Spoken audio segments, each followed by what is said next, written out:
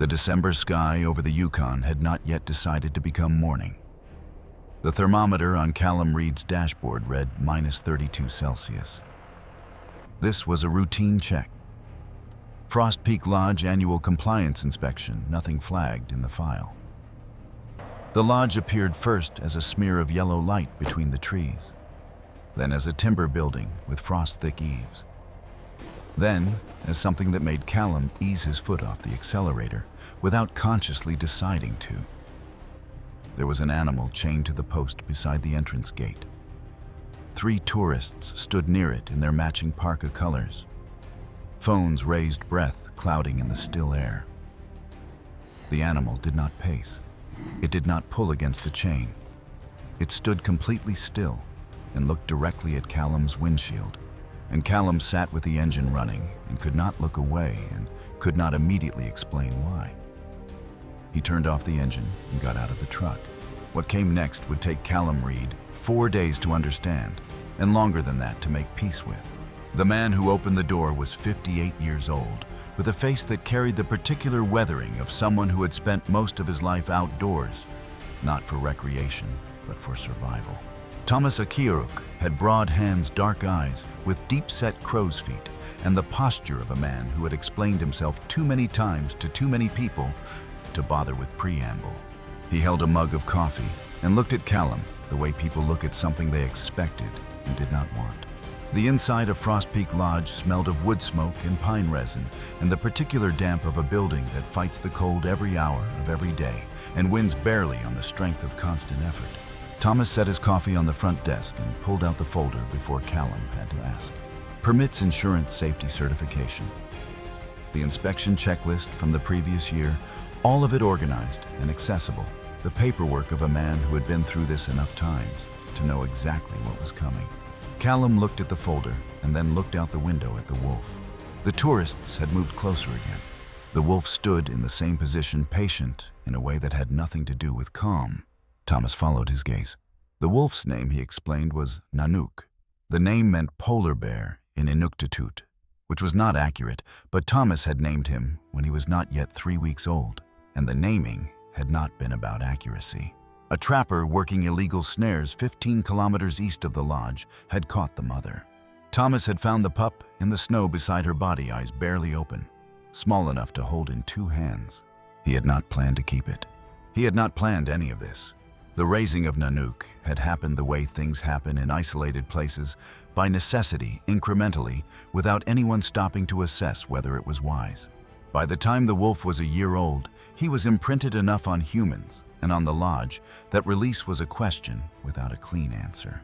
By the time he was 2, Thomas's lodge was hemorrhaging money in the slow creep that follows a bad season. Then another bad season, then a global event that emptied the tourist routes for 18 months. A couple from Arizona had stopped in front of the wolf one afternoon and asked if they could take a photograph. Thomas had said yes. The man had offered $20. Thomas had said yes to that too. The arithmetic was merciless in its clarity. The lodge cost $600 a day to operate through the winter months, heating, diesel insurance, the slow repayment of a construction loan that had never quite been paid off. Nanook brought in between $150 and $250 on a good day, which was not most days. Thomas did not say this as a justification. He said it the way you state a fact that has already defeated you, with the flat effect of someone who has stopped arguing with arithmetic. Thomas Akiaruk had not always operated Frost Peak Lodge as a tourist destination in any formal sense. For the first 12 years after he built it, it was a way station, a place where trappers came in from the cold, where hunting parties staged before heading north, where the occasional researcher working the boreal survey circuits could find a bed and a meal at a reasonable price. It was never going to make anyone wealthy. It was never designed to. It was designed to be enough, and for a long time it was. Then the trapping economy contracted. The hunting permits changed. The researchers started booking accommodation in Whitehorse and driving out in rented trucks rather than staying locally because the road had improved enough to make that possible. Each of these changes was small on its own. Across a decade, they added up to a lodge that was operating at a loss every winter and recovering barely enough in summer to carry it through. Thomas had considered closing in the winter of 3 years ago and would have accepted that Nanook was there. And the tourists had discovered Nanook, and the arithmetic had shifted just enough to make staying possible. He said all of this without anger.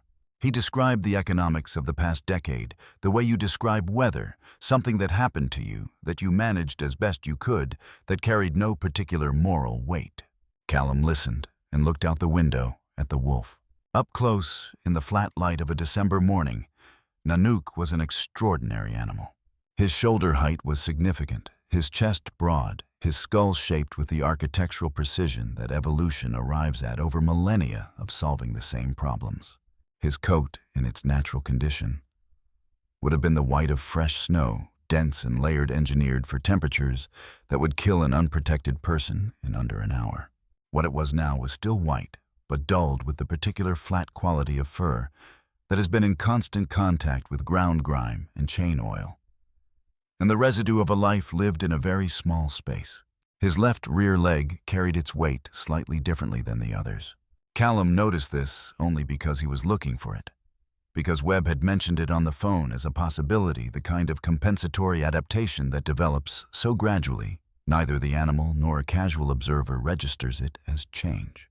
The tourists who had been photographing him had gone inside for breakfast. Nanook stood in the yard, in the cold, with nothing to do. That was the thing Callum kept returning to.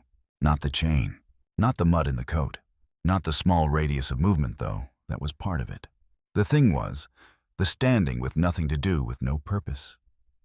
With no direction the animal had chosen or could choose, an apex predator designed by millions of years of selection pressure to move to track, to make decisions across vast terrain, reduced to standing in a yard, waiting for the next group of people with phones.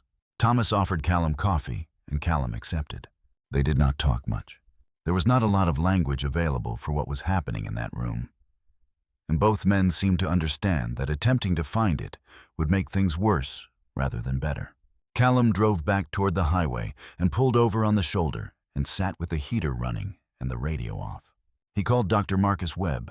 Webb was 46 years old, a large animal veterinarian based in Whitehorse, with 2 decades of field experience that included everything from moose with snare injuries to the occasional large predator brought in from circumstances better left unexamined. He had a full beard going gray at the edges, glasses he was always slightly pushing up, and the unhurried manner of someone who had learned that urgency and accuracy are often enemies. He answered on the second ring.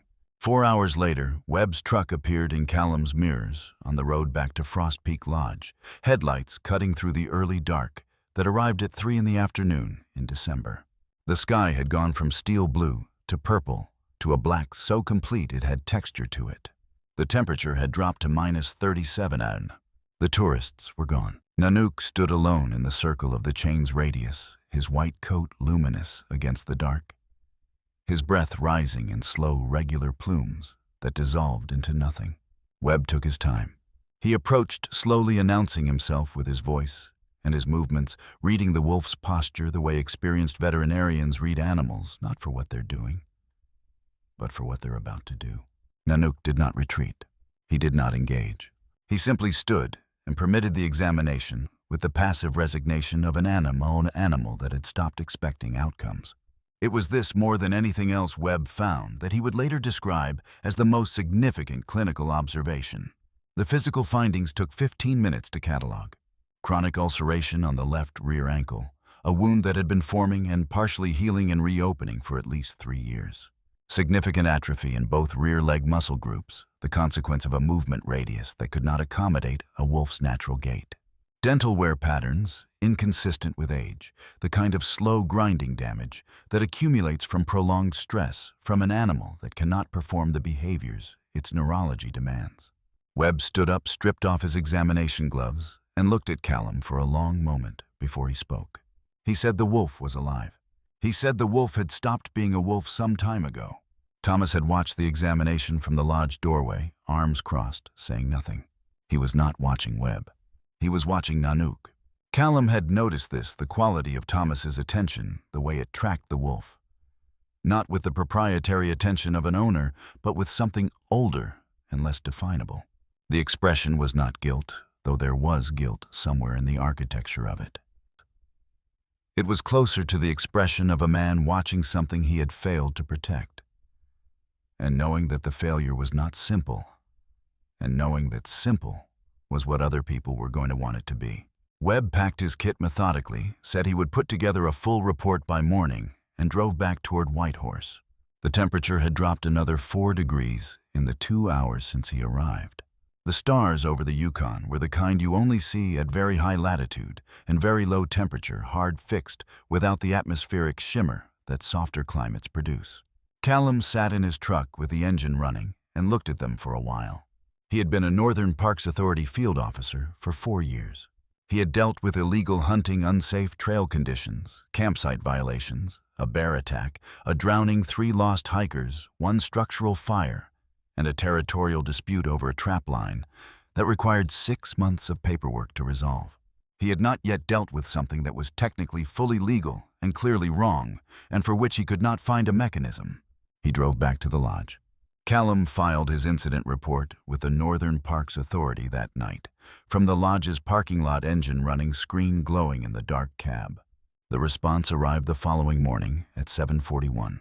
Thomas Akiaruk held a valid educational wildlife display permit issued by the Yukon Territorial Government, renewed annually, fully current.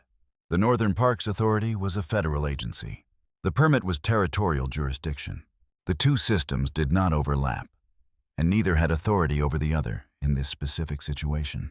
Callum's supervisor, a 20-year NPA veteran named Gordon Hale, who was not an unkind man, explained this over the phone with the measured patience of someone delivering news he has delivered before in similar forms.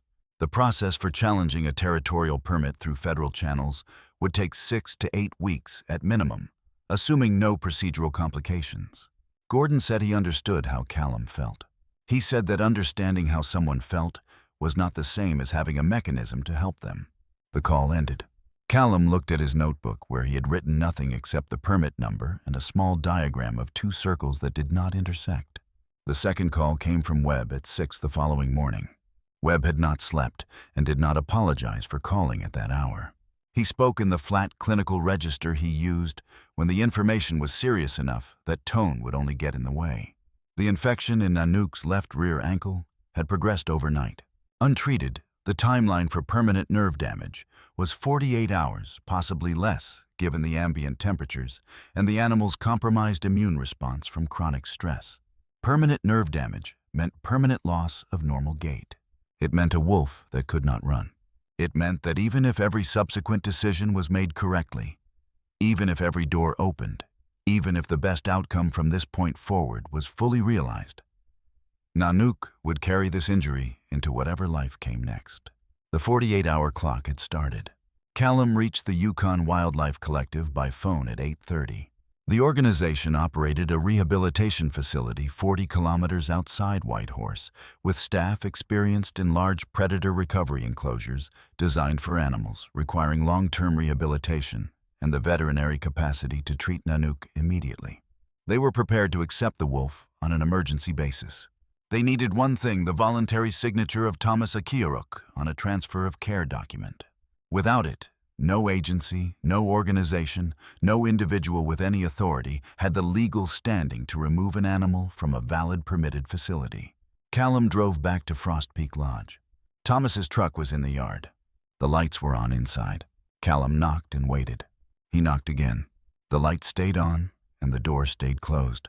He drove to the general store 12 kilometers up the road to buy coffee and found himself in conversation with an older Tuacho Dene woman named Agnes, who sold beadwork from a table near the entrance and who knew Thomas Akiaruk the way people know each other in small northern communities, completely without judgment and with the complicated clarity that comes from shared geography over many years.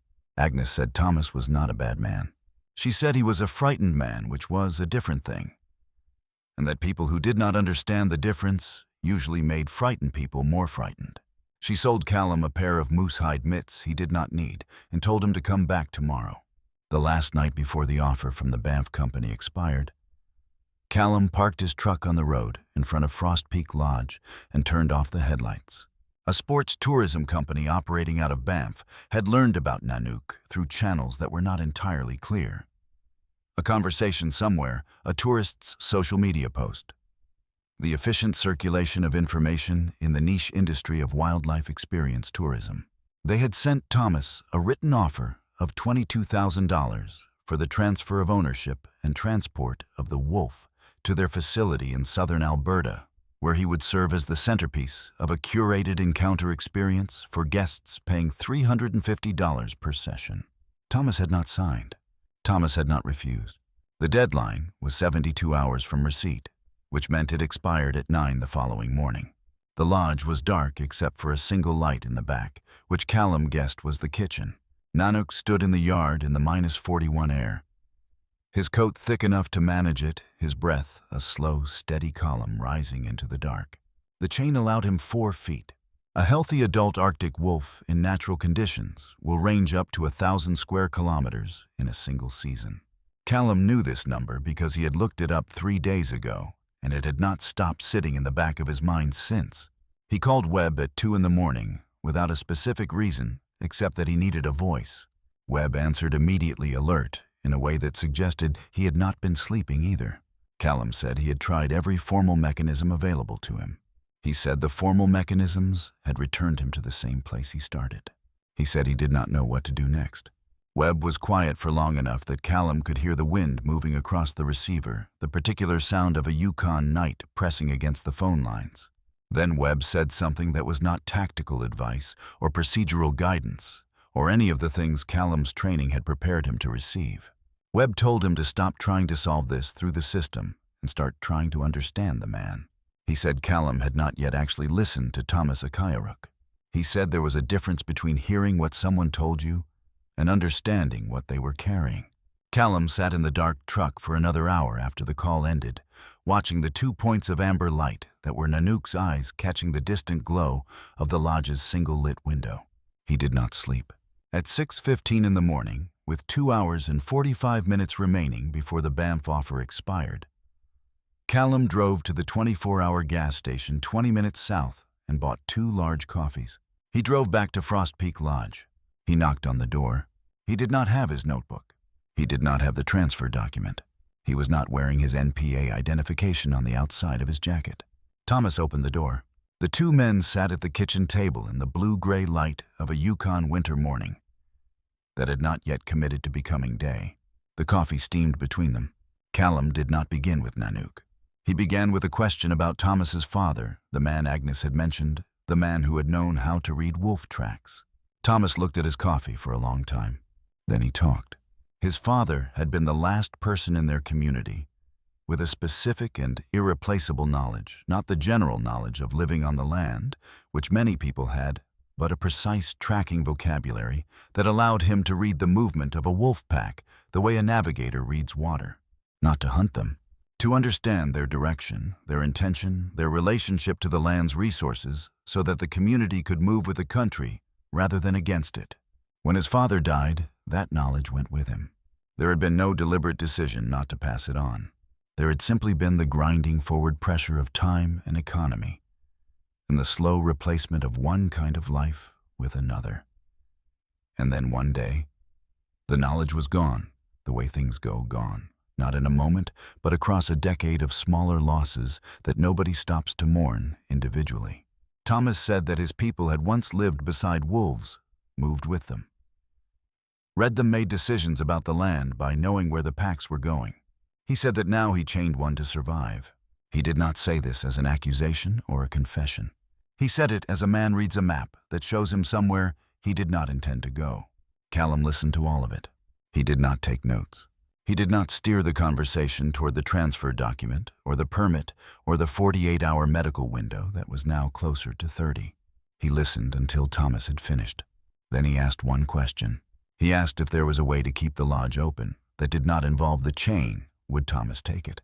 Thomas looked out the kitchen window at Nanook, who was a white shape against the white morning, visible mostly as a stillness within the general movement of wind-shifted snow. He sat with the question for a long time. Thomas said it would depend on whether it was real. Rachel Peard arrived from the Yukon Wildlife Collective at 9:45 minutes after the Banff offer expired. Though no one remarked on the timing. She was Twicho Dene in her early 40s and she had the particular combination of efficiency and patience that characterized people who had spent years working in spaces where trust was the only currency that actually moved things. She brought coffee from the same gas station Callum had used, which established something without anyone having to say what it established. The three of them sat at the kitchen table and worked through it. The agreement that emerged over the next 2 hours was imperfect in every direction, which Rachel later said was how you knew it was honest. Frost Peak Lodge would transition to a designated conservation education site, with operational funding provided jointly by the Yukon Wildlife Collective and the Northern Parks Authority's Community Partnership Program. Thomas would receive a stable monthly income that did not depend on weather or tourist volume, or the willingness of strangers to pay for proximity to a chained animal. Nanook would remain at the lodge, not transferred, not relocated, not removed from the only environment he had known, in a 2-hectare enclosure constructed along the northern perimeter of the property, designed to allow natural movement patterns within a space large enough to constitute, if not wilderness, then at least the memory of it. Thomas would be trained and certified as a wildlife education guide, the curriculum built specifically around Inuit and indigenous knowledge of wolves and the boreal ecosystem, the kind of knowledge his father had carried, recovered, and formalized, and returned to a context where it could be transmitted. Nobody called it a victory. Thomas signed the medical transfer authorization at 11:40, which gave Webb his window. Webb performed the surgical debridement and nerve decompression in a field medical setup in the lodge's equipment shed with a portable surgical kit and a borrowed halogen lamp that cast everything in the hard white light of a place where there was no room for imprecision. Callum sat on a wooden crate outside the shed door and listened to the wind move through the spruce. It was -38, and the sky was the particular shade of pale gray that in the Yukon sometimes precedes snow and sometimes just stays gray all day, non-committal, doing nothing. The procedure took 3 hours and 11 minutes. Webb came out, pulled down his mask, and looked at Callum with the expression of someone who has delivered enough medical outcomes to know that the phrasing matters. He said the wolf would walk. He said with proper rehabilitation and the space to use it, he would likely run. Callum nodded. He did not say anything else. 6 months later, on a Thursday afternoon in early June, when the Yukon had finally remembered that it knew how to be warm, Callum drove back to Frost Peak Lodge on a road that was now dry gravel and could be taken at normal speed. The construction was complete. The 2-hectare enclosure stretched north from the main building in a long, irregular shape that followed the natural contour of the land, its perimeter marked by a low-profile barrier that did not dominate the sightline.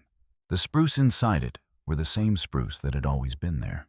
The small stream that cut across the northern corner had been incorporated into the design rather than rerouted.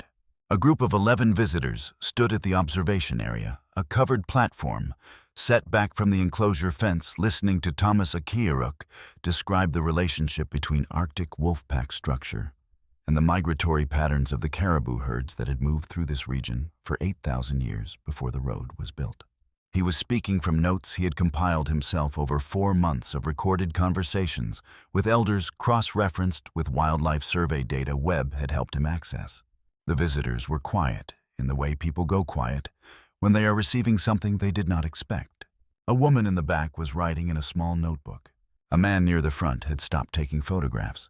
Nanook moved through the enclosure with the loose ground-covering lope of a large canid who has remembered something essential about having space. The gate was not entirely symmetrical. Webb had warned Callum that it might never be that 3 years of damage could be repaired, but not entirely erased. But it was a wolf's gait, not the compacted shuffle of an animal in a 4-foot circle, and the difference was complete.